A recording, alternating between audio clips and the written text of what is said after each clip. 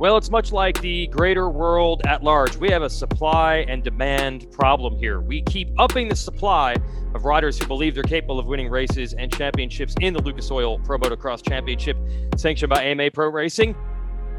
They're demanding titles, but there's still only one title to supply, and we're going to unlock all of that in our 2021 preview here with RacerX for the Lucas Oil Pro Motocross Championship. This is our 450 show. We'll have a second show with our 250 class. Jason Weigandt here from RacerX. This is sadly 20 years that I've been working here and covering these races and announcing them. I'll be part of the broadcast team again alongside Grant Langston, Will Christian. We're going to bring Ashley Raynard on as part of the broadcast team this summer as well for NBC Sports and Peacock and Mav TV. Joined by my great buddies, Steve Matthes, former factory mechanic. Steve, another Supercross championship for KTM. This has become par for the course. It's become expected. But where did KTM's run of success truly begin? Well, funny. I'm really happy you asked that, Weech. Great to be here on the preview show. Looking forward to talking some motocross this summer. Yeah, it all started in 2000 when a man named Kelly Smith brought home KTM's first ever American win, indoors or out, mud race, wrenched by me. And I feel like I recognize this. They haven't had any sort of ceremonies. We're not on any sort of wall of fames. But all of KTM success from Ryan Dungey to Cooper Webb, Marvin Musquin started with myself and Kelly Smith in 2000. And we all know mud races take the ultimate challenge for a mechanic. And I came through with flying colors. Kelly Smith came through with flying colors. And KTM continues to not acknowledge it. Okay. Well, that's just the first of what should be many ridiculous takes on this show as we preview the 450 class. Let's bring in our other friend, Jason Thomas, who spent, 15 years racing professionally in this series, now part of a WPS and Fly Racing. Thanks for sponsoring the show, by the way, JT, and get ready for another great outdoors, man. Yeah, of course, first and foremost, thanks to Fly Racing. I'm merely a representative, but, I am excited, and we're excited for another year of Lucas Oil Pro Motocross. It feels like just yesterday we were sitting in Houston about to kick off Monster Energy Supercross, and now here we are, joined again via Zoom to kick off Lucas Oil Pro Motocross. So I'm excited, and as we'll get into, I think we have in both classes really more questions and answers about what we're going to see. I don't think there are clear defined favorites in either class, and in my opinion, as a fan, I think that's the best place and the best way to enter a series. Yeah, it's really hard to make hard predictions. We'll do our best to do that. Like I said, we'll have many ridiculous takes. I do want to say the only favorites we truly have are our sponsors, JT, Fly Racing. Thanks for backing this show. Our buddies from Maxxis. I got some tires here. Maxxis tires developed by the King, Jeremy McGrath, the MXST tire line, and New Ray Toys. I got a whole bunch. Whatever side of the rivalry you're on, you're a Ken Roczen guy or a Cooper Webb guy, and that's practically a collector's item, a Kawasaki Eli Tomac item. New Ray Toys has it for you. Get them at your dealership. Get them at the races.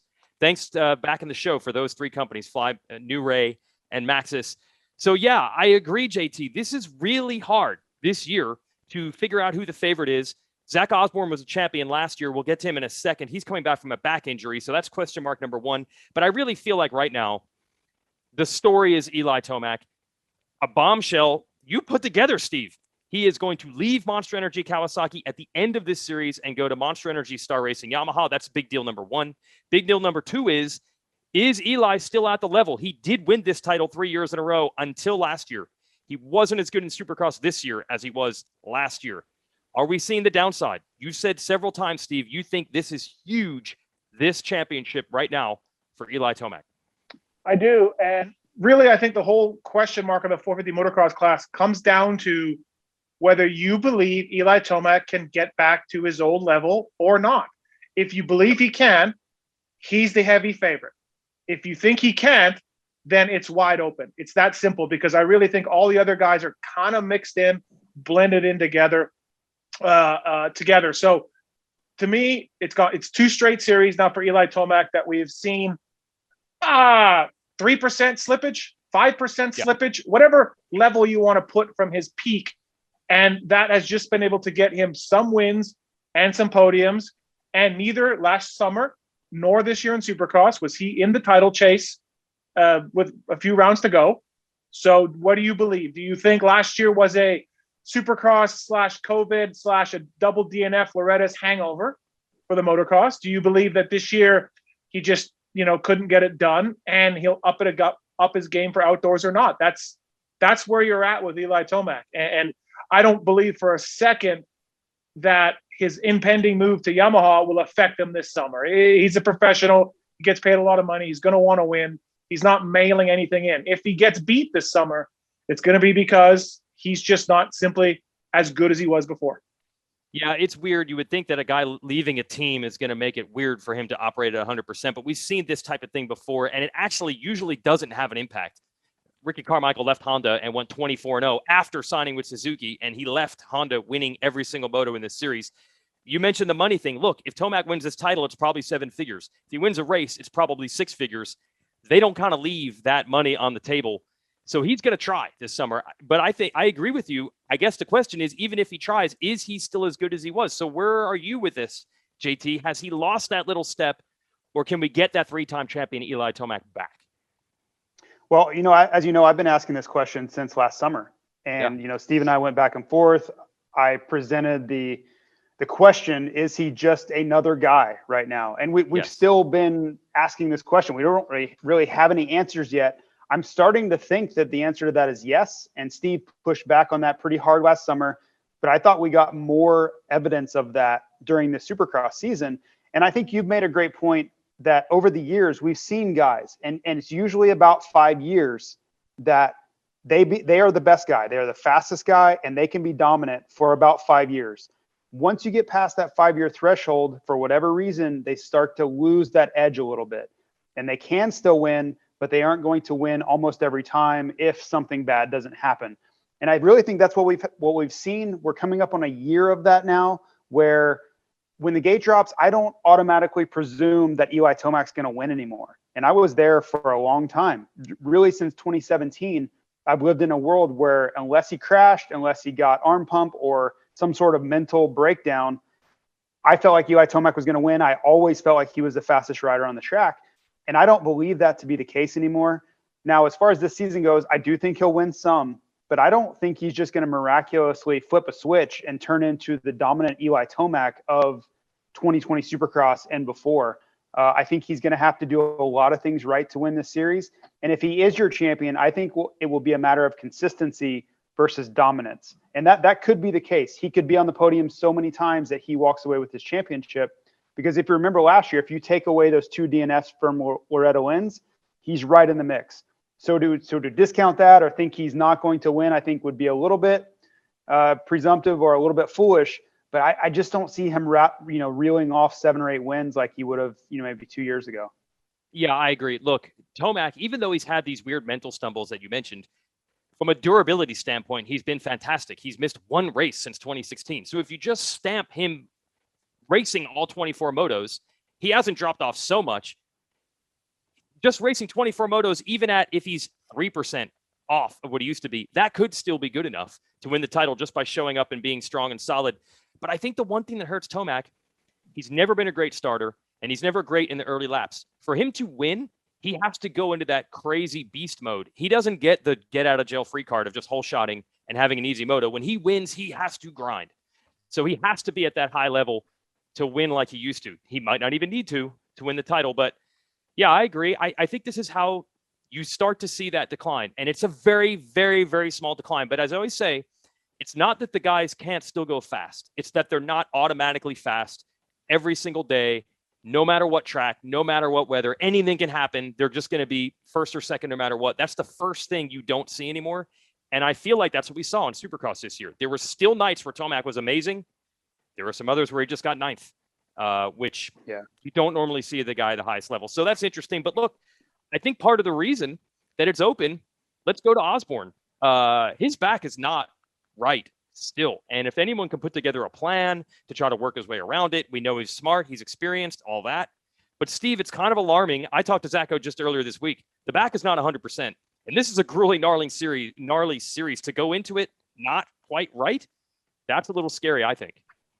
Couple notes on Tomac before I get into there. Okay. Also, real quickly, we're losing the 2 Loretta's races, which did not favor him. Track was very tough to pass. He's not a great starter. and we're getting Southwick back, a track that he's dominant on. So just FYI on that, a couple of things that I think play into his hand. On to Osborne. I talked to our buddy Zacho too last week, and I was shocked at how he's going to manage this back issue and how he's going to have to manage this issue. And he even spent a lot of money on a machine to help him out for the back issue. And actually, there goes his simulator that he was kind of saving up for. So I'm surprised. He's got some issues for sure. He's going to tough this thing out. It could flare up at any time. Anybody with back problems knows that they could come and go. So, it's going to be a tough summer for Zacho. He'll manage it. He'll deal with it professionally. But the defending champion is a little bit behind the 8 ball for sure. And that's too bad, man. That title last year for Zacho, that's an all-time feel-good story. I mean, the guy was in a tent in Russia, as we know, at some point. And then he became a 450 motocross champion. But JT, it's going to be a tough summer for Fly Racing's guy. Yeah, I'm hoping for the best, of course. It's a big deal for Fly Racing to have that number 1 plate floating around the track. So, even if he can't be his best on some weekends, I'm just hoping he can be out there. But we all want to see Zach do well. We all cheer for him. That championship last year, I don't want to say it came out of nowhere, because that kind of it would speak to I didn't expect it. Let's say that. Okay, I'll just put it on myself. I didn't expect him to go out and be the champion last year. So it was a surprise. So to think he's going to go out and defend would be a surprise again. Let's just hope we get a healthy Zach Osborne, because I think at this point he brings a lot to the series, regardless if he's winning motos and winning a championship again. We need all these guys. We need the Zach Osbornes, and we need, and we'll get to him, Ken Roczen. We need all these guys to add depth to this series. Yeah, and again, as far as being able to manage it, Zach's probably more well-equipped than most, but this is just a gnarly series. I mean, JT, would you like going into this 24-round grueling test with a back injury? Does that sound good at all? No, and we saw what that can do. Cooper Webb left this series at one of the, I don't know if it was the first Loretta's or the second Loretta's, because of a back injury. This outdoor series is so brutally tough on your body, and you come in at less than 100%. Let's just hope for the best. It's going to be a struggle. We know it's going to be difficult. I don't know all the details of even what's wrong, but I just see them trying to manage this thing. And we've seen this over time with Blake Baggett's wrist. And we've seen these guys struggle with things. And it's literally everything you can do throughout the week just to get back on your motorcycle on Saturdays. So it's certainly not a lot of fun. It's more of a pain management thing than anything else, and therapy. And I think the toughest part of that, if you can ride, is you're not able to really train the way you want to. Your focus is more on pain management and therapy to be able to race on Saturdays, where everybody else is working, their butts off all week to get stronger and more physically in shape and testing the bike, where, you're laying in a machine or whatever you're working on throughout the week, or in a chiropractor's office, just trying to get back to 100%. Yes, but classic wacko Zacho. Have you seen, he says he can't ride a bicycle right now, and he's done with the rowing machine because of the back forever. You see the roller skiing that he does? It's highly embarrassing, but for Zach, it's totally normal. Okay. Yeah, he thinks it's awesome for sure. He's got no problem with it. But the new wacko Zacho, how's your backo, Zacho? I am a little worried. Zach's discovered another sport. He says he wants to do a biathlon, working on the shooting and the skiing. That's so Zach for sure. So we'll see how he manages. To me, those are the two big questions. Is Zach the same as he was last year? Is he through the injuries? He is as good as he was. And is Tomac as good as he used to be? Was that Supercross I have thing so many more questions. I have those so many more questions in this class. No. They're not even the biggest. How will Cooper Webb fare coming up Supercross Championship? Right. How is Ken Roczen's health? Is he going to make it through the whole series? There are questions abound in this series. We'll continue on. But I object to those being the two biggest questions. Oh, okay. I like it. I feel like if Tomac's back to 2018, 2019 level, all the other questions are meaningless. Yeah, we'll see. Of course. But I don't see that coming. JT, you can object all you want, but this judge, as we know, is crooked. We'll get to that topic. It was all over the Ken Roczen discussion. We will get there. Look, if you want to see the answer to these questions, whatever they might be, we'll give you the series schedule here. It's awesome that the series is back to 12 rounds and 24 motos. Last year, we only had 9. And yes, there were 2 run at Loretta Lynn's. We didn't get a lot of the classics in, like Washougal and Southwick and Unadilla. They're back. and the racing will be on Peacock. So if you're already watching Peacock for Supercross, just keep your Peacock subscription. You'll be able to watch practice in the morning and all 4 motos, and then they air on TV on MAV TV, NBCSN, and NBC, just like they have in previous years. So a return to normalcy. And a shout out to our sponsor. Look, I've got all these bikes here from New Ray Toys. Look, we got a Cooper Webb bike. We got a Marvin Musquin bike. We've got a Zach bike. And, hey, a 3 Eli Tomac Kawasaki, which we haven't seen a number 3 outdoors in a while. So let's talk about this next thing. Yes, the Ken Roczen health. Steve Matthes, you made the prediction that there would be issues physically for Ken Roczen that would prevent him, make it impossible to win the Supercross title. I am the judge. I am the jury. I am both. That was incorrect. He was rock solid in the Supercross. Didn't win the title, but it was possible. Are you going to appeal the decision and try to use outdoors as a guide that there are still physical issues that prevent Ken Roczen from winning titles? Will we see those flare up, Steve? Well, I'll let you know if the appeal will be filed later on down the road. Oh, okay. We're still gathering evidence for all of that. My people have spoken, and we definitely think the judge was insane, and not really? not right. But anyways, you know what? Kenny's a better motocross rider than Supercross rider. He will tell you that over and over, and he has. He's got 450 motocross championships, 2 of them. So we already know he's done that. He's never got a Supercross title. There's more breaks outdoors than there is indoors. So whatever bothers him does give him some more time. So we'll need to see. I'm not as adamant about the motocross title as the Supercross title with issues for Kenny, just because we've seen him win before and he's better at it. And there's more breaks. But yeah, I don't put him, despite those 2 championships, I don't put him above the next level. Like, if you want to say, hey, look, Tomac's not going to be the same guy, and Zacco's got backo problems, I don't put Kenny as the next guy. I put him in the bushel of guys with Cooper Webb, Adam Cianciarulo, Dylan Ferrandis, those type of guys. But I don't put him as the next guy. And I think that's just because there is still a little bit of like, hey, man, it's 24 motos. It's 12 rounds. It is a hot, nasty series. And so, yeah, I just think he'll be very good. But I don't put him maybe where you should, just because we haven't seen him go through everything.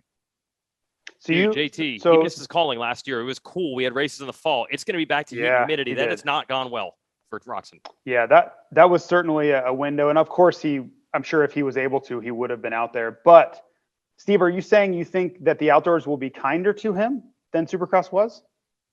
I just think he's better outdoors than indoors, So, yeah, I think he can manage 24 motos and be a podium guy. Really? Okay. Better than he can in Supercross. I know this Steve is going to shock you, but he lost a decision and he's backing out. He's reversing course to try to cover himself. That's what I believe is happening.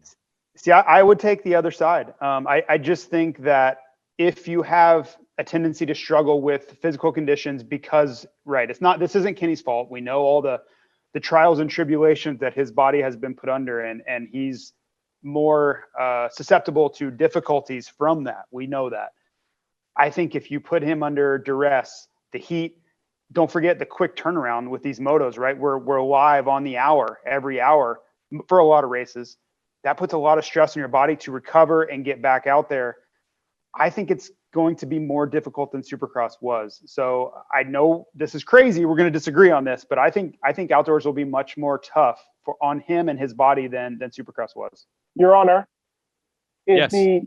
Is the prosecutor saying that Kenny has physical issues going on, and that's going to hurt him this summer? No, I'm saying I don't know, right? If he suffers from some sort of trauma related from surgeries that I don't know, like we don't know. It's always the judge's rule. Yes. He had no physical issues in Supercross. During Supercross, that was the ruling. But I'm saying if those come to light during the outdoor motocross series, they did not during motocross or during Supercross.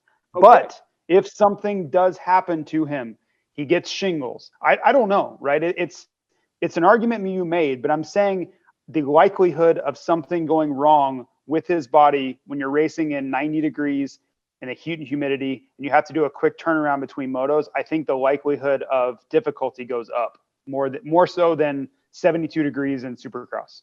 Your Honor, I would just like the record to show that I'm going on this Zoom preview of this 450 Motocross series as if everybody won't have issues. And if any of these riders have issues this summer, it will be difficult. So I'm going to do the preview show assuming everyone is healthy, because if you start playing the game, Your Honor, of if this rider has problems and if this rider has an issue, then we could be sitting here all day long. So, Your Honor, it sounds like the Wasn't that the prosecutor. exact point you made argument? before Supercross? Right, that was your Supercross argument. But he That didn't was the suffer whole any. basis. But that was the whole basis of your point for Supercross. But I thought he would have some. It's determined he had none, and the judge ruled. Case then. Thank you. The judge has ruled. Yes. The judge ruled. So I can't sit here and be like, he's gonna have physical issues because he just made it through 17 as the judge ruled with no physical issues. Okay. I would be much more proud of you if you doubled down. I'm not gonna lie. I don't like this heel turn you're making. I would rather you double down and go in again. It is spectacular that you two have managed to agree, but one person said something in December and the other one is saying it in May. So even though you're both making the same point, you did it 6 months apart. Hence, you still don't agree. Yep. Unbelievable. I think I'm going based off weather conditions. I think that the difficulties bring out or make the likelihood of physical difficulties more likely. I think Supercross, having done it for a long time, Supercross is not that hard.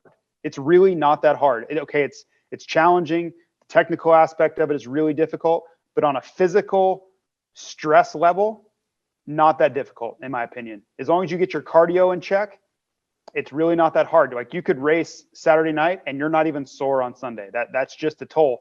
You race an outdoor motocross race on Saturday, you feel it on Sunday, especially if it's hot. So I think the recovery is going to be challenging for him.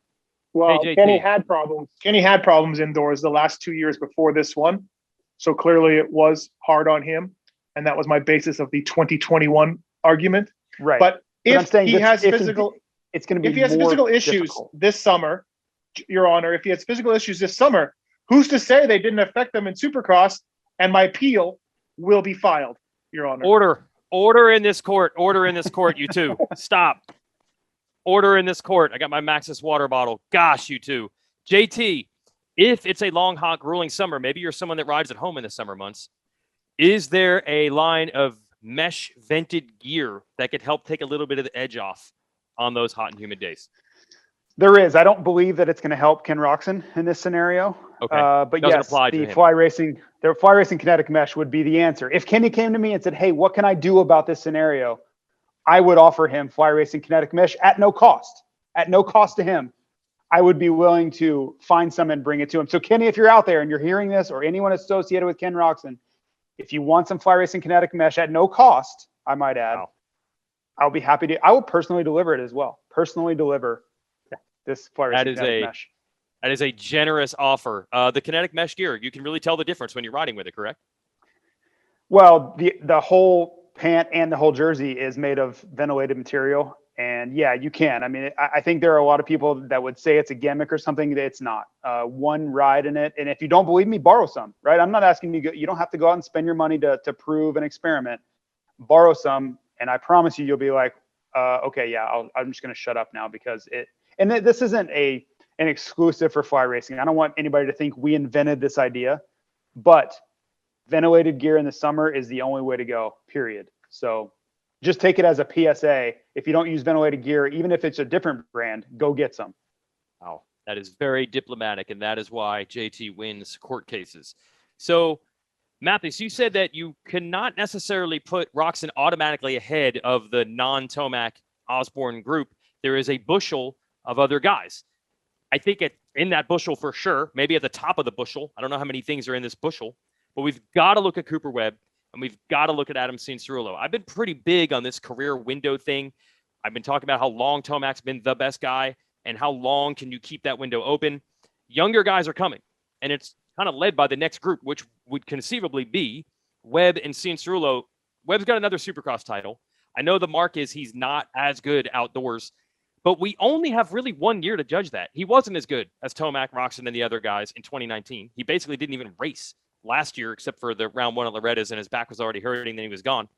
I think you're going to see a much, much, much better Cooper Webb outdoors this year. I don't know if that's good enough to be better than Tomac, say, or better than Osborne, but I think if anyone's thinking he's more of a Supercross guy and he's just counting his money, I think they're wrong. I think Webb's going to be very good. Steve, what do you think? Well, yeah, I remember after he won that first Supercross title, he started slowly, like a lot of Supercross champions did. And by the end of the summer, I think he had a dominant ride at Millville. He had a couple of other great rides that summer and kind of spoke about the Supercross title hangover. Well, he knows about that now. He'll be better at it. We've had more time between the end of Supercross and the Nationals this year than we've had in 20 years. So he's got a little bit more time. You know he's going to be hungry to make it. And some members of the media have said he's not training with Alden Baker anymore, but he is this summer. So he's going to be locked and loaded with Marvin Musquin and Zach Osborne. That's a plus, I think, for the summer. I think he'll win motos. I think he'll win overalls. But I have him with Kenny. I have him with Adam. I have him with Osborne as kind of one of the guys that could win the title. I don't favor one of those guys over the other right now. But I certainly think he'll be better outdoors than probably a lot of people think. I think the Supercross hangover stuff, for all the reasons I just explained, won't be much of a factor this summer. So, yeah, I think Paul will be strong outdoors. Paul Webb. Okay, Paul where Webb. are you at with him, JT, on the number 2? Can he become number 1? Remember, he did win a 250 National Motocross Championship, so he's not a joke outdoors. Of course. Can he? Yes, he can. My biggest question is really just on a motivation level. We've just seen it so many times where there's so much emphasis and so much pressure and so much of everything good wrapped around a Supercross championship for him, right? And you take this big exhale leaving that series. I don't know where he's going to come down as far as effort level, or if I know he's going to care on some level. I don't want to say he's not going to care, but is he going to be willing to sacrifice everything and put that same level of dedication in to go win this motocross championship? I don't know that.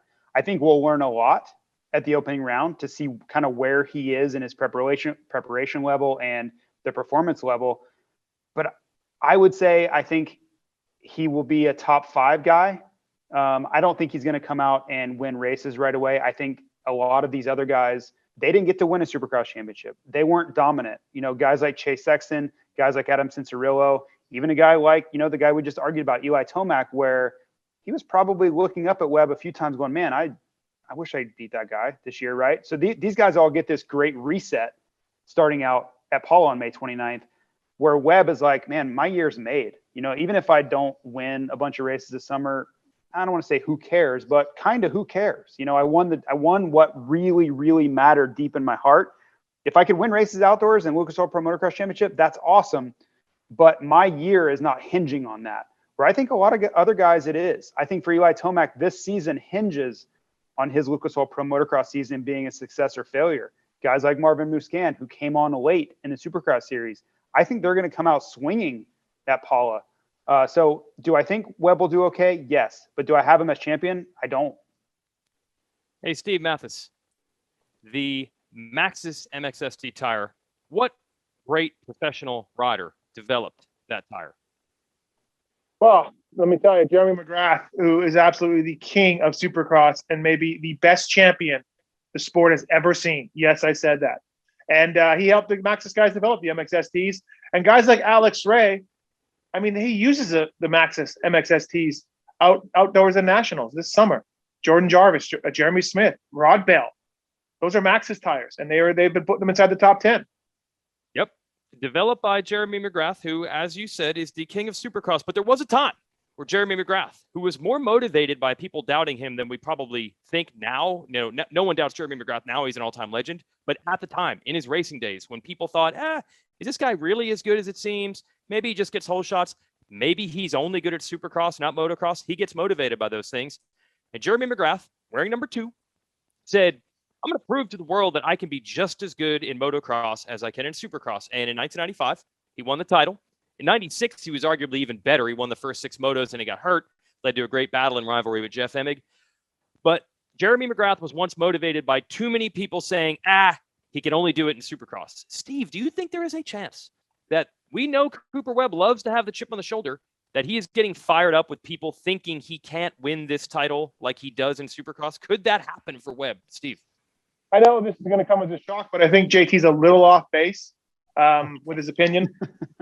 Just I get the motivation. I get it, all that. You know what? But Ryan Dungey did it. Ryan Villapoto did it. Jeremy McGrath did it. Jeff Emig did it. Ricky Carmichael did it every single damn year, the indoors and out thing. So there is that point where if you really want to be the dude, you got to win both in 1 year. And that's happened many times. And I just think with the big break or bigger break between Supercross and Motocross, you don't, you're kind of ready to go. You want to prove it. It's his second Supercross title. He's got an outdoor title in the 250, so we know he's got the speed. People I talk to close to him say that he's ready to go. He's motivated. He wants to get the double. And I think he'll be – I still don't – having said all that, I don't think, he's my favorite to do it, but I just think he'll be more motivated than JT says. So what for Jeremy McGrath? What was the difference between what would be the difference this year versus the 2019 year in that theory? Well, because he got his first 450 Supercross title, and that is a lifelong goal. It is more important to win the Supercross title than outdoors. So at that point, you have the first one. You're pretty elated. You do let up a little bit. Now he's got a second one, and it's more of a like, hey, let's get this thing done now. What haven't I done? Okay, got 2 Supercross. I don't have a 450 outdoor title. Let's get it. Also, the bigger break. You're not just going to be thrown into going into the outdoors right away. So a little bit bigger break and a little bit of been there, done that with the Supercross. Let me get something I don't have right now, which is a 450 motocross title. Okay, I don't think your theory is flawed. I'm going to go off of what I saw last time and use that as my guide. And maybe he comes out and smokes everybody at Paula, but just watching how 2019 went, and then, last year he didn't finish the series either. I just haven't seen a super motivated Lucas Oil Pro Motocross Cooper Webb in a while. So maybe that changes this year. It could be the words from JT right now, the doubt that is literally fueling. Cooper Webb is watching this video That's okay. right now. I'm good with that. No problem. And he's on the ski erg, and he's on the roller skates like Zach is. He's doing everything to prove you wrong. Now, there is a teammate. We got the number 2, Red Bull KTM. We got the number 25, Red Bull KTM, courtesy of the folks at New Ray Toys. Speaking of doubts, Marvin Musquin, really, really hard to figure out where to place him. There were moments where Marvin Musquin was very good in Supercross, including winning a race, keeping Webb honest in the finale. Another podium where he kept Webb honest earlier in the year in Orlando. But then there were other races where Marvin had all sorts of problems. Kind of that same thing I'm seeing with Tomac, where it's like on certain nights in Supercross, he was able to be the old Marvin Musquin, but we didn't see it every single night like he did in his previous years where he's contending for the title. So which Marvin Musquin do we get? If we get the old Marvin Musquin, just like Tomac, instant title contender, wouldn't shock anyone if he wins his title. That is the question. And by the way, Marv has taken some hits, man. He's had some crashes lately. So that's what I'm wondering. JT, where are you with Musquin? Can he channel? Last year he came into the series after a knee injury. He was solid, maybe not quite normal Marv, but that's understandable. He's had a whole year under his belt now. Can he be the old Marv? Can he be title Marv? Well, you said it's hard to place him, and our moderator here behind the scenes, Kellen Brower, would disagree highly with that of where you should be putting Marv. Oh, yeah, he'd place him right at the top for sure. Right. Yes. I do think we will see a very strong Marvin Musquin, and really I think those last couple rounds in Salt Lake City, I think he found his footing a little bit. And of course, we're switching from Supercross to Motocross. I get it. But I think confidence-wise, and remember, he took a long time off, right? And we saw a lot of crashes, and I think that was partially due to him trying to elevate his game. I think guys got a little better, and the sport continued to evolve when he was off for basically a year. I think it took him some time to improve his game, and as he got and was pushing the edge, crashes came along with that. And you watch the level that Marvin was on at Salt Lake City, he was a threat. He won the penultimate round, and then he was a threat to win that final round, and Cooper was just a little bit better. I think that was a pretty big step forward for him mentally, getting back to the level he was on pre-injury. And I think he's going to carry that into motocross. And I think this is a chance for him to enter a series back at 100%, where he hasn't been for a couple years. And I think he knows that deep down. He's not going to get many more chances to win a championship. He's getting a little bit older. We don't know what the future holds for him as far as how many more championships he's going to go through. When you look at the breadth of the series and you can't really find a favorite, if you're Marvin, you have to be looking at, well, why can't I be the favorite then? Why, I just went 1-2 at the final 2 rounds of this prior series. Why can't I go win? So I think he's going to come in with a strong head on his shoulders and finally back to where we saw him in 2019. What do you think, Steve? Before we get into Marvin, I have a specific question about the broadcast, Weege. Oh, okay. That's makes a lot of sense to jump in with that. Timely, very timely. Yeah. I really don't like the TV crew that calls the races, specifically the play-by-play guy. I see NFL has done things where you can listen to the Nickelodeon feed and things like that if you want to, of different games. Is there a way I can mute the broadcast team for this summer and get another feed? Yeah, I encourage you to get your tickets now, everybody. You can go to the races in person and then not watch on television. Okay. Because fans are back. So, yeah, that's what I'd recommend. And that's actually a shockingly good transition, Steve. Really well done. You're practically, nearly, almost as good a broadcast professional as myself because you've stumbled right into my topic here. I want to talk about Adam Cianciarulo, but I also want to talk about the fans because Adam Cianciarulo, who is for sure one of the most popular riders in the sport, wins his first ever 450 overall at Redbud, which probably has the biggest crowd in the sport. And I walk out of the TV truck and I literally hear the champagne pop. I literally heard the cork unpop because there was no crowd. There was no crowd at all. So before we get into Adam, I just want to talk about, JT, you race these races. The crowd is a huge part of the atmosphere. It's awesome to have them back. Get your tickets now at promotocross.com. It was a weird vibe last year. I'm just pumped that we have fans and they can go to the races and we're selling tickets for all the rounds. What do you think, JT? Yeah, it's going to be great. And I do think we'll see limited capacities at many of these rounds. And I think going into 2022, that will come off and will be full capacity again. But it will be a nice step forward. And for anyone who was at these no fan rounds, it was eerie. It was like being at a local race with all of your favorite riders in a vacuum with no sound. It was pretty wild. But I think, part of the mystique of Lucas Oil Pro Motocross is having these crazy fans, especially when you get into some of these holiday weekends. You get into the Redbuds and you get into some of these rounds where people are making a full weekend out of this. They're racing the amateur day. They're coming in for 3-4 days. They're in their motorhome. We missed all of that last year. And it's not just motocross. It's all of the sports. I think we lost a lot of the soul of these sports in 2020, and we're going to get that back for 2021. So I'm excited for it. I still wonder what Steve thinks about Marvin Musquin. We just completely left off on that. But I guess if we're going to transition straight into getting fans back instead, all right.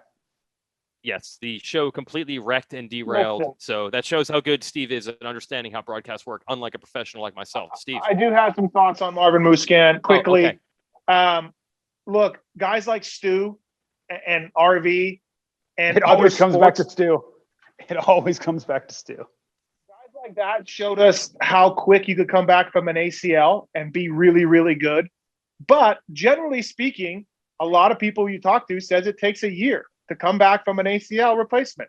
And Marv had one, and he missed Supercross, and he came back last summer. He won 2 motos, I believe. For sure he won 1. I think he won 2.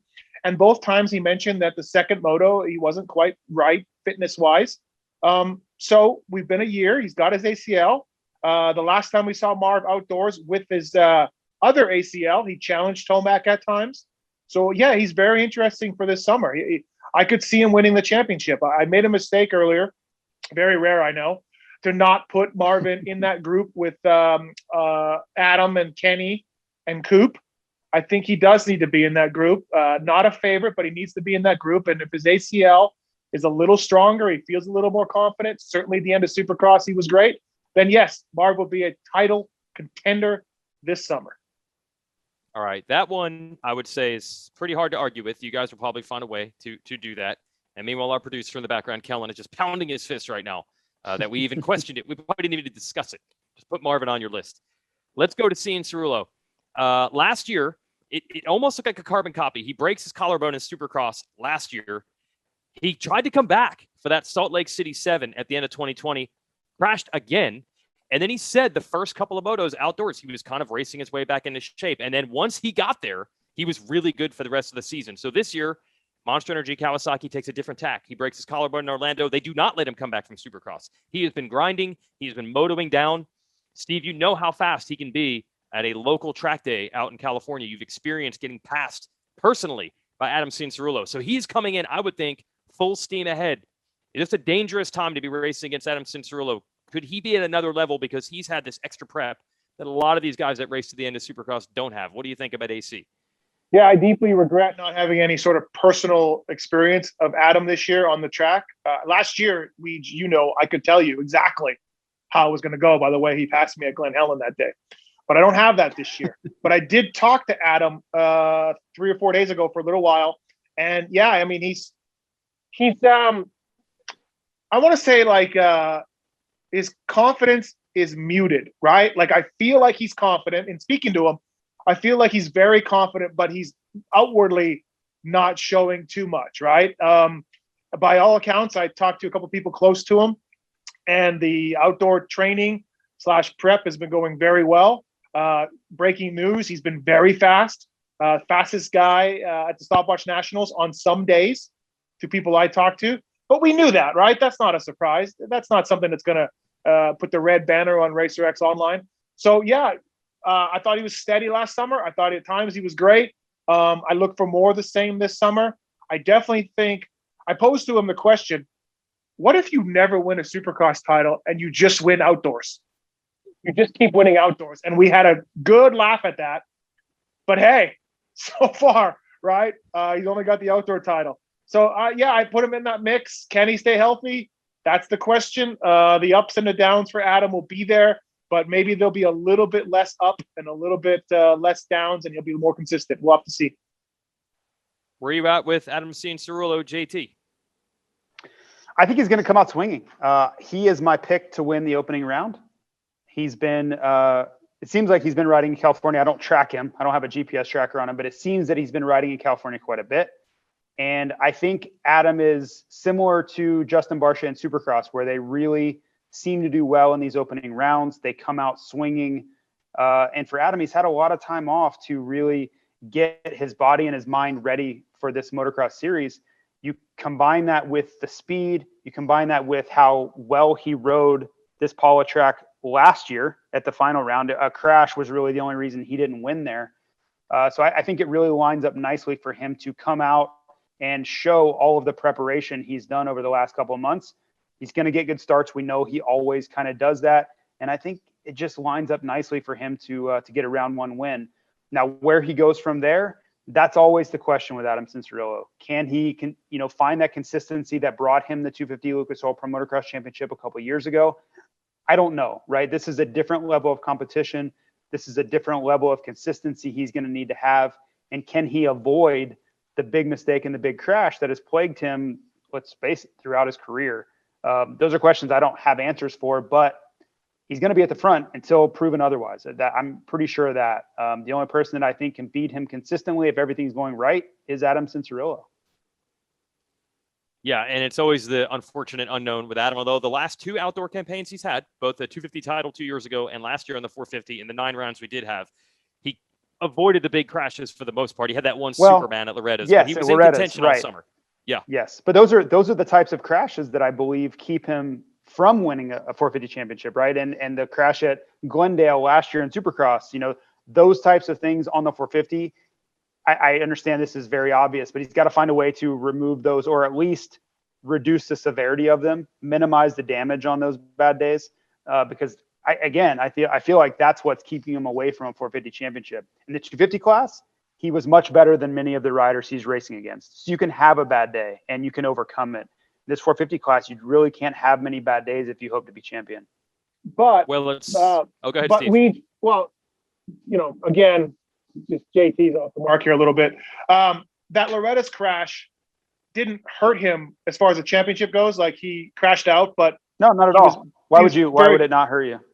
He was very consistent all summer. Like this is what I was saying about what if you never win a Supercross title to Adam, because like outdoors last year, dude, he was up front a lot all the time and didn't have that moment outside of that Loretta's crash. By the way, I have that mud-stained second moto crash Adam Cianciarulo jersey hanging in my closet. But how can you possibly say that when you're winning a moto and you have this massive crash that takes you out of the race, basically, how does that not hurt you in a championship? Like, I don't understand that premise. Well, but JT, that's one of 18 motos last summer, right? And the other competitors have issues too. So, but what place did you get in the championship? Third? What did second, you get, Weed? Second. You got second. Okay. So, yes. You know but when you're so for you to say that crash didn't hurt his championship hopes when he got second, and the only person that could beat Zach Osborne going into the final round was Adam. I don't understand how that even logically makes sense. Like, I don't understand how that can be off the mark, which you said. 17 out of 18 motos, Adam Cianciarulo was a very much improved outdoor rider, didn't throw things away. And, basically it looked like a different guy. How many times in Supercross do we, and all three of us, look at Adam in Supercross and we're like, oh boy, oh no, oh boy. And outdoors. All right, order. I got a gavel now. I'm tired of the arguing. We're going to be here for an hour and a half. You guys have somehow reversed course on the will Roczen have issues or not. I cannot believe. Did the ships collide when you guys were changing your angles on an argument? Passing in the night. Yes, I don't know if Cianciarulo is consistent or inconsistent. There's a lot of generational stuff going on here. You have, as I mentioned, Webb and Cianciarulo are kind of like the next guys that are expected to win. But then you have Osborne, Musquin, Tomac, and Roczen, who are not going anywhere. They're still here. They're still capable. I think that makes for a good group. And now, look who's following Cianciarulo into the class. Guys who used to battle in the 250s. When he won the 250 title, it was against Dylan Ferrandis. Now Ferrandis is in the mix. Rides and trains to Chase Sexton, who used to battle on 250s. Now Sexton is up in the 450 mix. Aaron Plessinger used to battle Cianciarulo. Now he's in the 450 mix. So that's what makes this so interesting. There's a lot of guys. Steve, this is your chance. Blue Crew revamped. No longer the factory Yamaha team. Specifically, it's the Monster Energy Star Racing Yamaha program. It looked better in Supercross, the 450, I think. They've got Ferrandis. They've got Plessinger. Christian Craig, I believe, will jump on a 450 for them. No Malcolm Stewart. Doesn't race outdoors. You're a Blue Crew guy, Steve. Checks cleared. Do you think your Blue Crew guys can get up front and truly show what the YZ450F is capable of doing, including guys like Ferrandis, who used to be right there in stride with Cianciarulo? Your Honor, can I just make one more point about Adam Cianciarulo here? All right, you object. Eli Tomac scored 0 points with his DNF. Zach Osborne had that front flat where he got only 5 points in the moto. Chase Sexton crashed out of a moto. He was 5th overall in the points. My point being is all summer, if we give the guys one moto who all had issues, just like Adam did, we're right back to square one. It's hard to go through a whole summer of 18 motos, never mind 24, without having one bad moto. This is outside of Ricky, if your name isn't Ricky Carmichael. And Adam had one, and so did Zach, and so did Eli Tomac, and so did Chase Sexton. So it didn't really keep him from the title in the sense of everybody had an issue. Are you going to make the argument that Adam Cianciarulo has not been prone to season injuring crashes? That's my point. Outdoors. We're going on 2 summers. I feel of solid proof here that Adam. Order.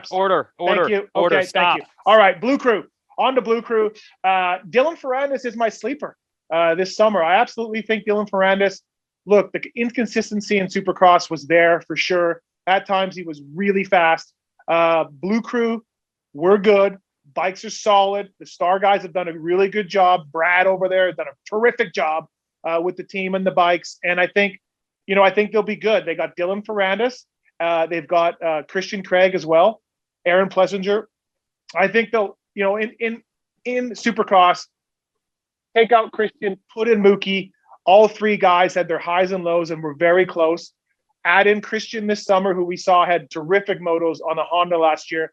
I think Ferrandis, Plessinger, and Craig will all be very close, and they will be times they'll be close together in the top 5. I like Ferrandis as a sleeper for moto wins, but he's still a little too inconsistent for me. But when Ferrandis wins a moto this summer, just remember Matthes called it, and Blue Crew forever. Thank you. Where are you at with the Blue Crew guys, JT? I mean, the fact that Steve is wanting some sort of medal for saying that Ferrandis might win a moto is, I guess, par for the course. I shouldn't be surprised. They have an incredibly strong team entering the series. That's pretty obvious. Ferrandis is going to be great. You know, the only questions I have for him is, can he get good starts, A, and then B, can he capitalize on those good starts when he gets them? He's really struggled in the early laps in both series. And the 450 class, that's a much more daunting enterprise. You can't start 15th and expect to catch up to the likes of Cianciarulos and Tomacs and Osbornes starting from back there. So that's really only the question I have on him. He's going to be fast. We know he'll be successful, but to win, he's going to have to be better at the beginning of the race. Plessinger, I don't know. I think he'll be good, but is he going to be the, ranging around the top 10, Aaron Plessinger, that we saw maybe at Salt Lake? Or is he going to be the guy that I thought was going to win in Atlanta?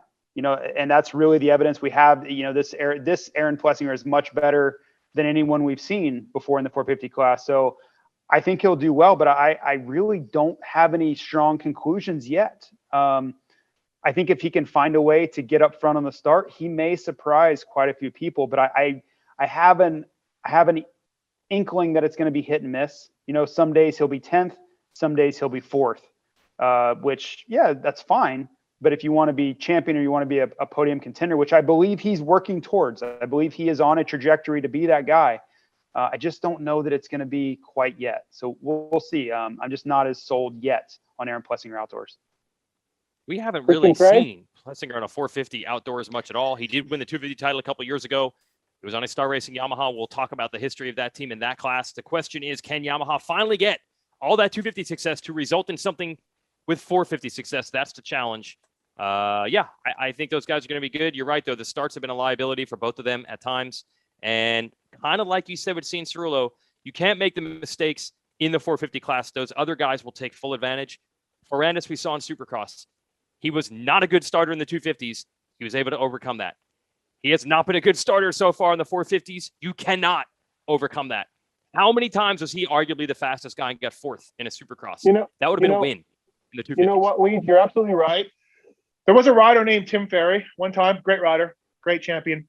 But honestly, this is a question. Like, when Timmy would get a start, and Ferrandis got starts this year. Don't be mistaken. Ferrandis got starts, but he was quickly shuffled back. And at times, Ferry would get starts, and he would get shuffled back. But then there's the rider that doesn't get a good start. Ferry got numerous bad starts. Ferrandis did as well. Pressure's off. They can hang it out, and they look amazing. And they come in from the race, and you're like, dude, if only you'd gotten a start. Well, there's a difference between a champion, like so many of these guys where the pressure comes on when you get the start, and guys who can ride better with the pressure off. You know what I mean? So we saw that this winter with Ferrandis and Supercross. Interested to see how he can do if he's one of those types of guys. And I love Tim Ferry, as we all know. But I have to say, sometimes when he got starts and he got shuffled back, you're like, dude, what happened? But there's a different mentality. It's a different mentality. Yeah, I'm with you. It's too short of a data set right now to know for sure if that's the Ferrandis deal. But the fact that the only times he rode awesome were when he was coming from the back. And when he got starts, he didn't ride as well. That could be something. A little early to know for sure, but I know what you're saying, that delivering both the start and the good riding and winning the race all at the same time is two separate things than falling down in the first turn and going from 20th to 5th, but no one even saw it. And at that point, you had nothing to lose. So we'll see. And Plessinger, these tracks are rutted and nasty and gnarly. And if it gets muddy, he should be really good. We literally have barely seen him on a 450 outdoors. He came back from injury in his rookie year, wasn't ready really. That was a struggle. Didn't race at all last year.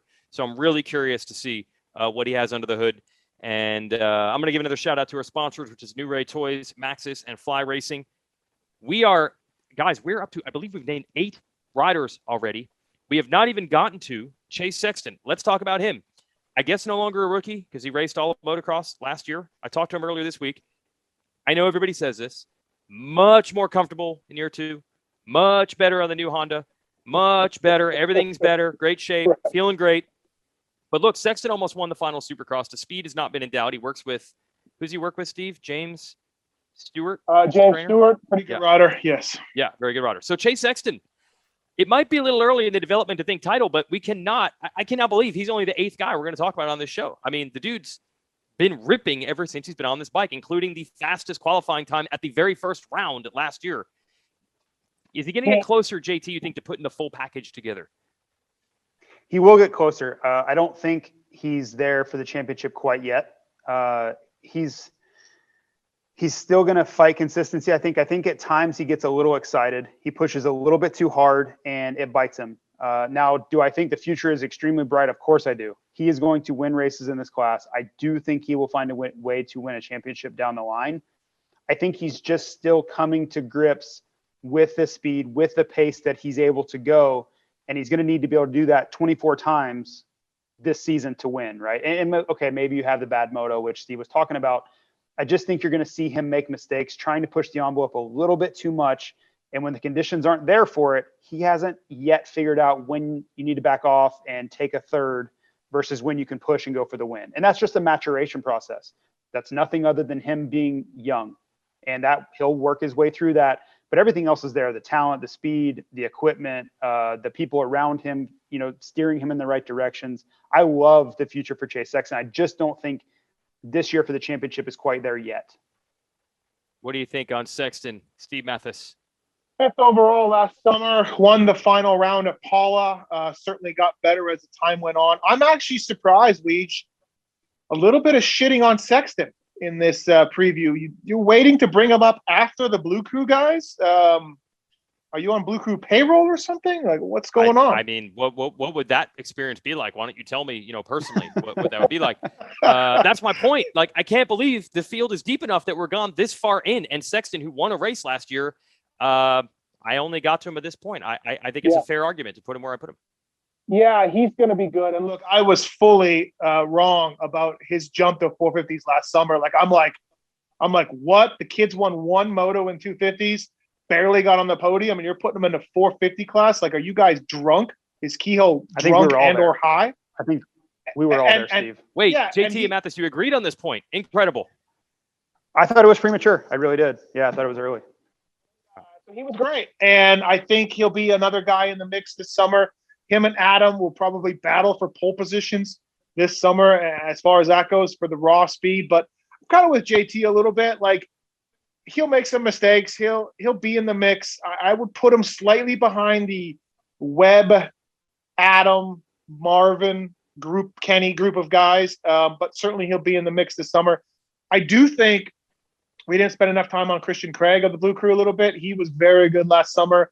His outdoor style is amazing. Well, so is his indoor style and all of that. But he'll start a little slow coming back from the injury in Supercross. But Christian's riding for a contract. JT talked about motivation earlier, and that's certainly something for Christian. He doesn't have a spot over there as of right now with their 80-man team that Star wants to roll out. So keep an eye on Christian Craig. Again, I'm a little bit maybe bullish on his results than most people. But Sexton will be in the mix, absolutely. Okay. Maybe so if you're bullish on the Yamaha guy or biased, I'm not sure which one it is in the Yamaha guys. Okay. If I have Christian Craig as a solid top 10 guy, is that not giving him enough credit?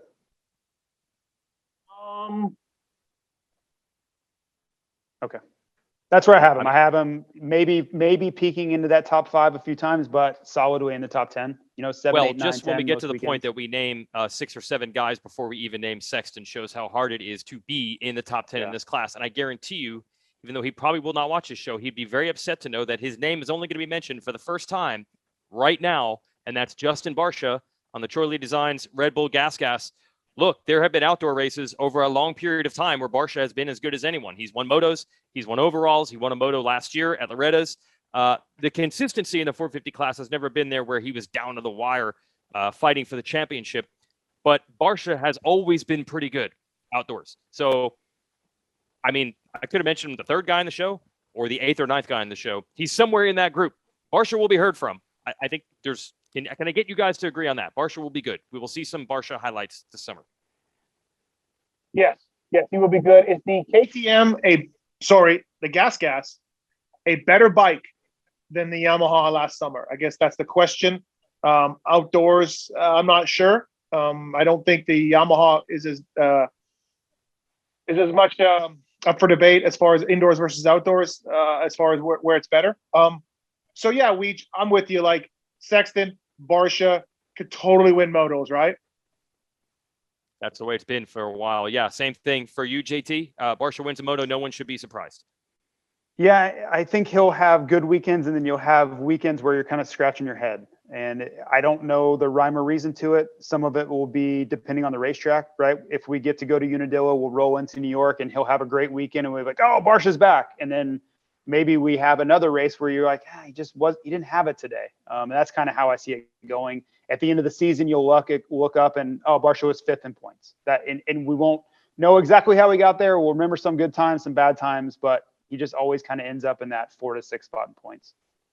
It'll be fun on the gas for Bam Bam. Right, We know that. It'll be fun. Now we'll try to get into some wild cards. We've reached practically a top 10 here, and this 450 class is nuts. First of all, mentioned Jason Anderson. Who had Jason Anderson winning the first moto last year, the first moto of the season? Anybody? Did anybody have that? No one. He dominated the first moto. Anderson's career, if it goes the way it's been going, the fact that he has not won a outdoor national in either class ever, if he doesn't get one by the time his career is over, to me it will be one of the most bizarre statistics in the history of the sport. He is still not won an overall ever. That is so weird. He could do it this summer. He could have done it any year practically. You got to figure he wants to do it before he's done, right? Like, yeah. I don't think Jason's like a very hey, my legacy type of dude. I don't think he really gives a crap, but you got to figure if there's something he wants to get, it's a national overall. I would have to think that. Other than that, I don't know if Jason's, looking to stats as far as judging his career. But yes, absolutely. Got to think he wants it. I don't think he gets it this summer though, Weege.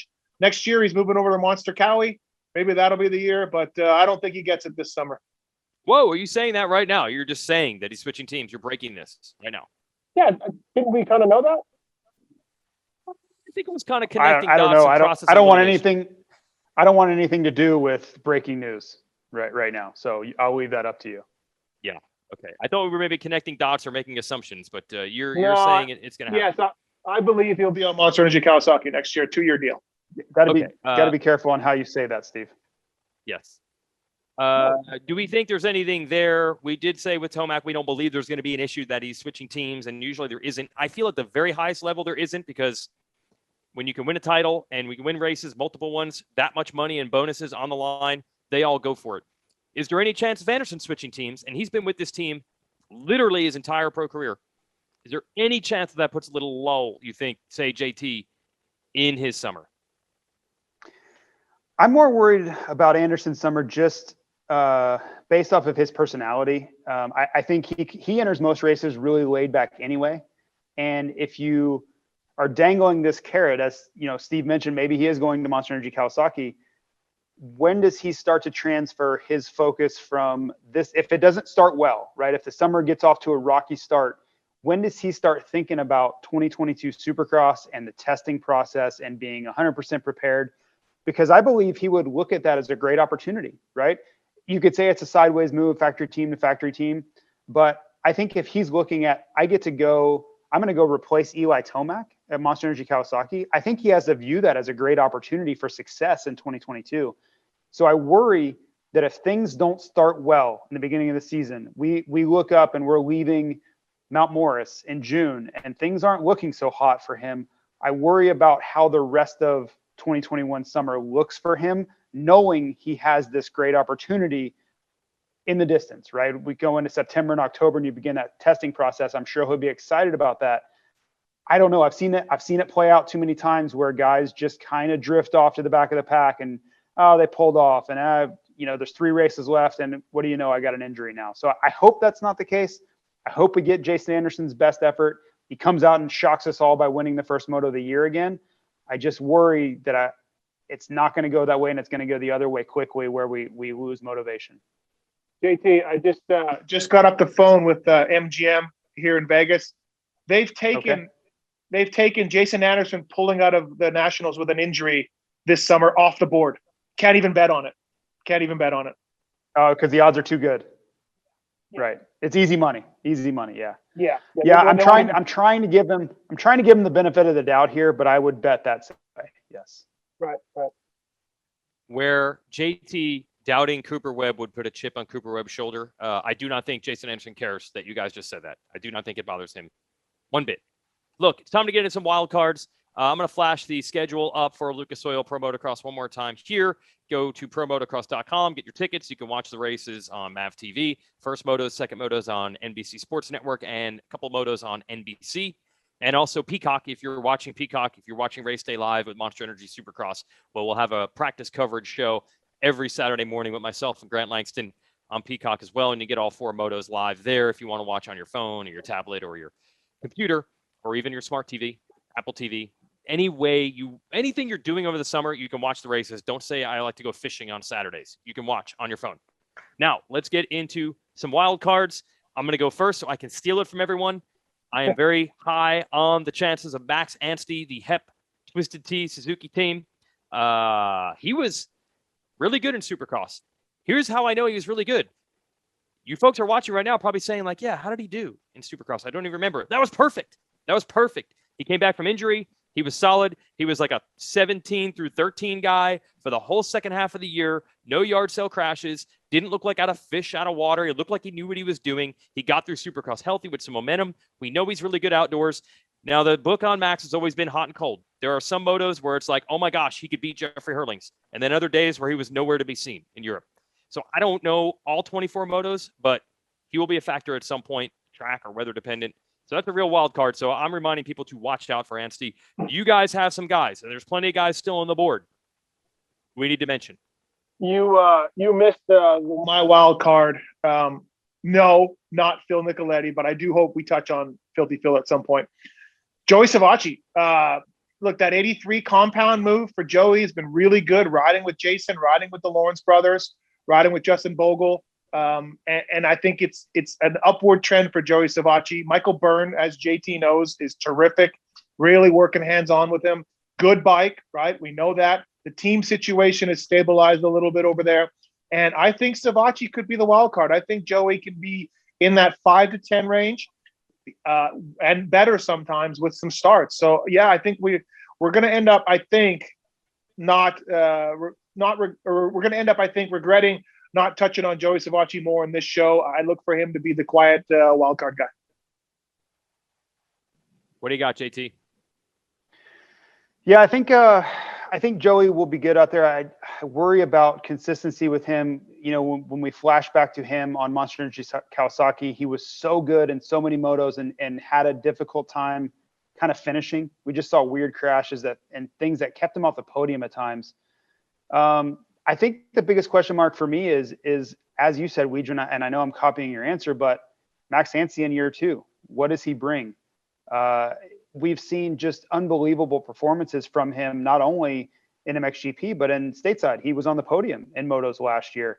You know, a lot of these tracks he hasn't been on in a very long time. Some of them, we didn't get to even visit last year. So that'll be interesting to see him go back to those tracks. But I think his confidence is growing, right? He got through the season healthy, as you mentioned. And I think if he can find a way to get good starts, and that will be a question mark, because as we know, American Suzuki's efforts haven't been on the level that maybe if you went back 10 years ago that they're on. So they've got to find a way to get him to the front in these motos. And I think if you get him in that top 5 on the first lap, I don't want to say anything's possible because I don't expect him to be your champion, but I think you could see him running up front in some motos, much like he broke out at Motocross the Nations a few years ago and just went 1-1, on that given day. I think he could be your sleeper a few times. You're just like, what the hell happened? How did Max Anstey do that? I think you could see that. Your Honor. So many other guys to mention. Go ahead, Steve. Your Honor, you asked him for a wild card. He just recapped Savacci and Anstey. Hey, I like waffles, man. I like waffles. They Okay. taste great, and JT prepares them like nobody else. Well, we talked about 10 guys in this class or something. Like you're not leaving a lot on the table as far as who to pick from. Then you can just say I don't have a wild card, Your Honor. You can just say that. I picked Anstey. I shot down your Savacci pick and I picked Anstey. What more do you want? Bogle? I will not go on the limb that Kellen Brower went on with Justin Bogle. I think I'm going to stick with Anstey. Okay. Yeah, Bogle, we just want to see Bogle get through it. He was, as usual with Bogle, he was starting to show signs in Supercross. Again, it usually takes him huge injury, finally works his way back, then he gets hurt again. That's kind of what happened in Supercross. We hope for the best for him. Dean Wilson, certainly similar almost to Bogle's situation. Too many injuries. We know when Dean is good, he could be very good. Dean's Dean, right? So who knows? Dean is Dean. Yep. Who knows? So Dean could do some damage, right, Steve? Yeah, absolutely. Dean could be a 5 to 10 kind of guy. He's looking for a ride next year too. So we all like Dean Wilson. He's a good dude, a good lad, and we hope he does well. And it's been a rough Supercross for him at times. He kind of came around a little bit. Maybe outdoors he could sneak in a top 5 or 6, but I would look for him right around 7 to 12 in these motos. Now, look, we've been mentioning Maxxis tires quite a bit. You mentioned the SGB, Maxxis Kawasaki team. By far, the most fun team to hang out with in the pits. No offense to anybody else. I know other teams say, hey, we like to keep it loose. We're cool. We're not corporate. But there is nothing like the atmosphere over there with the SGB Cowie team. Although I think that Twisted T Suzuki team is trying to make a run at it with both 7 Deuce Deuce and Anstie and Twisted T in coolers over there. The summer of Rodbell. Justin Rodbell, privateer hero last year. He just became like a stamp it. He's going to be in the top 14, say, in every moto last year. It was crazy with the Maxxis tires. It was not winter of Rodbell and Supercross. Steve Matthes, can summer of Rodbell come back and make the fans happy to see a privateer running up front? That's a great question. Honestly, I would love to tell you yes. I don't know how Rodbell did that last year. It's got to be – that's a Gavin Graysick type of summer, right? Like he came literally out of nowhere. So I'm going to hold back on that. Maybe the new Rodbell is Phil. Yeah, Phil. We actually had Phil in our Supercross shows, actually the panel with us. We didn't know what his racing plans were at that point. But here's Phil, Club MX, running a 450 effort now. They're running the entire series outdoors in America, which they've never done before. They had raced kind of in Canada as a merger with other teams. They've raced Supercross before. We got Phil back. We have Phil back. I think of Phil more as a cohort with his column on Racer X, but Phil's still a racer. This should be great. We got Phil back at the races. JP, you pumped? You know your career is going bad when you become a media guy and then all of a sudden you're racing again, yes. Right? Like JT was a racer and then stopped and then worked at Fly Racing and then became a media guy. Phil's whole thing is going sideways because he can't seem to stick to one thing. What are realistic expectations for Phil here? Now, keep in mind, we've seen Phil on the podium before. It's been a while, right? But he's had success in Canada. He won the championship up there. Better question, Steve, what is he thinking that is going to happen for him this summer? Well, JT, he won the Supercross championship in Canada. He actually never won an outdoor title. I'm just saying his success, he's not like he's just been out of the sport for several years. Many people that maybe casually follow it don't know that Phil has been continually racing in Canada for the past several years. That's all I'm getting at. Yeah, and he got penalized heavily for giving Michael Lessie death threats. Yep. I don't know. I mean, we just report. My sources reporting from Club MX didn't go well for Phil. So, I mean, I would put him. If you told Phil that he would be a 10 to 15 guy, he'll tell you that he would quit. But after all the guys we just mentioned, where's he going to fit in, right? 10 to 15. Good Lord, I hope Phil doesn't watch this show, A, because he'd be mad we mentioned him this late, and then B, he would realize how many names we mentioned already, and that would be so depressing for him that I would be scared for Phil's health. It is true that a source saw Phil ride with Zach Osborne. He was not able to match Osborne's pace. He was not able to match the defending not able to match motocross champ. No, exactly. He was not. That's shocking information. Okay, well, maybe you weren't there that day then, Weege, or the source wasn't there, but I have it on good authority. Marchbanks on a 250 caught and passed him one day at club. Yes, the same source saw that. I actually have video on my phone of him getting passed by. So I'm not counting the Osborne thing. Like, I'm counting the Marchbanks thing on a 250 on a sand track, catching and passing our buddy Phil. And like, sweet Jesus, what's going on over there? Hey, Phil's old. It doesn't happen overnight. It's going to be a slow burn, or at least just a burn. I'm not sure. We're just pumped to have Phil back. It's really exciting. Good for the Club MX team, by the way, to spend the money to go race outdoors after just doing Supercross only for a couple of years. I got one more name I want to throw in. Is Cody Schock racing a 450 this summer? Steve, is that correct? Yes, Cody Schock will be on a 450, and he's better outdoors than he was in, and this indoors was a real breakthrough for him. So maybe we could see Cody Schock in the mix I mean, he was right there with Rod Bell a little back of Rod Bell at a lot of motos last summer.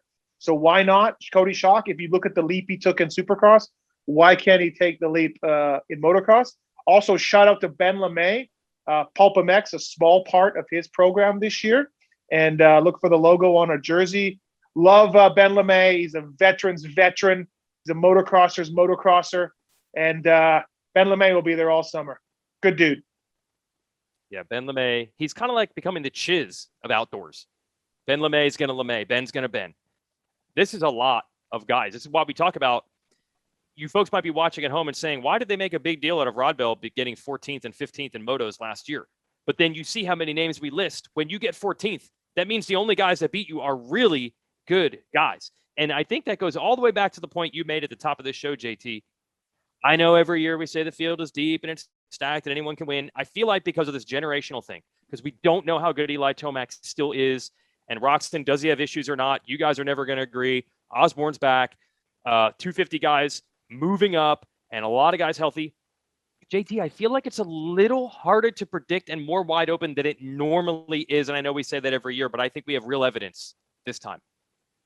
Well, I think anytime you enter a series without a clear-cut favorite, which in this history of the sport, that doesn't happen very often. No, whether McGrath, Carmichael, Stu, Villapoto, Dungey, Tomac, there was always a guy in this motocross series where they were pointing to him.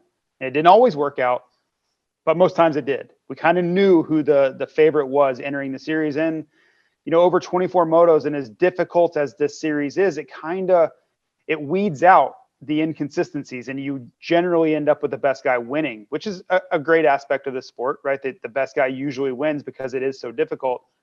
I'm not willing to declare anybody a favorite in this one, which I love. I think that's my favorite thing about 2021 is every single race day morning I wake up and I would just shrug my shoulders saying who's going to win today. That's what it's all about. We want to thank our sponsors here Hold for on, our Racer X preview show. What? You're not done yet, Steve. You're not done. You cannot let us go without giving a title prediction. You just can't. I agree with everything JT just said, by the way, but we have to, in the name of a good Zoom bench race session. Okay. I just want to leave on a high note about it's wide open and we don't know what's going to happen. I want to leave on that high note. But you want an actual judge's ruling? Absolutely. I think we need to pick a title guy, each one of us. You know what? I'm doing it.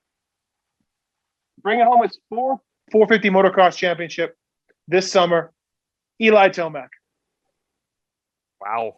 I like it. That is intriguing. I was going to go there, but I think I'm going to go Adam Cianciarulo. He was second place last year.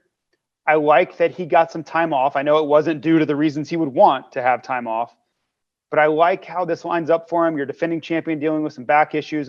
I don't know what to expect from Eli Tomac. He has this impending team move. He's not the same Eli Tomac from 2017, 2018, 2019, even 2020. So I'm going to go Cianciarulo. I think his starts, his raw speed, and the maturity that he's growing into, I think it gets him there. Well, you guys have done it now.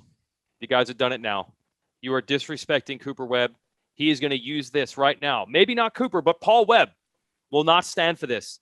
He is going to show the world that he can be just as effective in motocross as Supercross. Had one of you picked him, had you not disrespected him, it might have been different. But this show right here, right now, is changing Cooper Webb's fortunes. It is feeding the fire. Supercross hangover is a 2-year-old thing. He's fine. He's good. He's been on the KTM for years. Watch out for Cooper Webb this summer, looking to prove everybody wrong. Can I just say how wildly ridiculous it would be for him to be pulling his motivation from us? That would be crazy. I just want that would be awesome. That would be awesome. Crazy. Would really. Please don't do that because we're idiots. Yeah, he's out to prove you wrong, JT. Maybe he'll call you out when he's holding up that number 1 plate. Mm-hmm. If he proves me wrong, I'll just go, he's really good. Like, yeah, great. He won. Like that. You won. You're right. I was wrong. That's how it'll go.